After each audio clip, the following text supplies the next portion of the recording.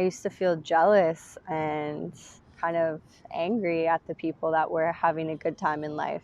I resented their happiness. I resented their enthusiasm. I resented their zest for life because I didn't have that. Little moves you make, little decisions you make every day eventually will get you from where you are to where you want to be. You can't give up on yourself. You're the one person that should never give up on you. Hello, beautiful humans. I came to one of my favorite spots in Toronto today. Kind of a secret spot.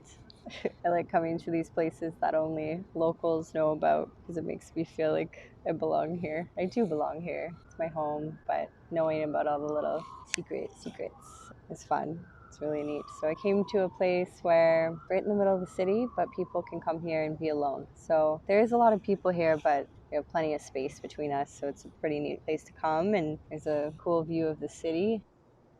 The thing that's on my mind today that I want to talk about is how so many people really make it seem like they're okay when they're not okay, and how easy it is to do that, or to pretend that everything is fine and good and you're doing okay, and that everything in your life is good and you're happy. And it's so funny living in, well, not funny, but living in a big city. I'm seeing so many types of people and also picking up on their energy and their vibe. And I think we all have the ability to tap into our own energy field, but also into other people's. That's why I think it's important to take care of your energy. And I think energetic health is just as important as physical health and mental health, and that they all are connected. So that's what led me to becoming a Reiki practitioner, and that's why I take care of my own energy and do things like grounding and shielding to kind of prevent other people's vibes and energy from affecting me, because it really does, and it really did for a very long time. And living in a big city makes it even harder because there's so many people and there's so many types of energy. And the reason I'm saying this is because I can see and feel when people aren't okay. And maybe I'm wrong, but I don't think I am, because there was people that saw me when I was pretending to be okay and I wasn't. And I'm so grateful for those people to this very day, because if they didn't see me and acknowledge that they saw sadness in me, or they saw that I was hurting, or they saw that I was suffering even though I had a smiley face and I was really trying to pretend I wasn't, that meant everything to me. So I'm making this video today just to bring up the conversation, just to talk about it, just to make you think about your own self and if you're okay or not. It's not like we're all okay all the time, There's things in life that happen that aren't okay. It's not okay, and that can make it hard to feel okay. You know what I mean?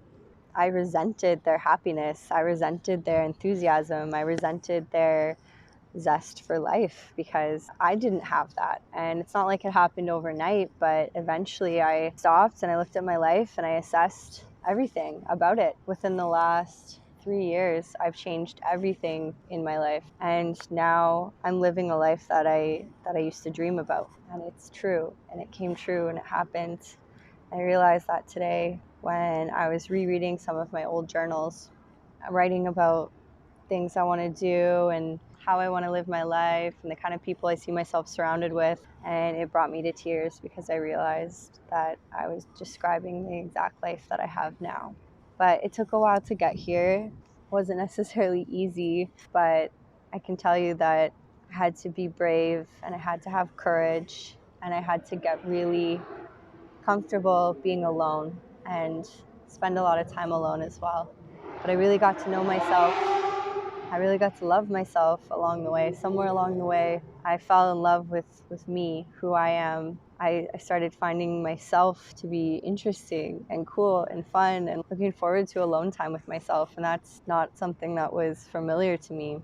And it's such a beautiful place to be, because you are the person that you're always with. So you may as well get to know yourself and stop judging yourself, and start to think that everything about you is kind of cool. Even the things that are weird or quirky. It's just like learning to laugh at yourself. People always say be positive, but I don't think we have to be positive all the time. Just stop judging yourself. And it's not as easy as it sounds. I spent a long time learning how to not judge. I read The Judgment Detox by Gabby Bernstein, and I found that really helpful. I'm sure there's other books and other ways to do it. Dropping judgment is huge. It's really helpful in the process of getting into alignment with who you really are and deciding to live a life you really want to live. Because if you're judging yourself, that's like the farthest thing from accepting yourself, literally. So the way that I started to change everything in my life, I want to end this video with some practical tips and tools to actually start implementing these changes in your life and moving in the direction of the life that you dream of and really want to be living, because you deserve it. You deserve it so much. And I know it feels like we're stuck sometimes, but little moves you make, little decisions you make every day eventually will get you from where you are to where you want to be. I promise you that. You can't give up on yourself. You're the one person that should never give up on you. We didn't come here to be stagnant and small. We came here to live and really live. So here's what I did. So after I was done decluttering my material possessions, I thought, okay, what's next? I'm still not okay. So what's next?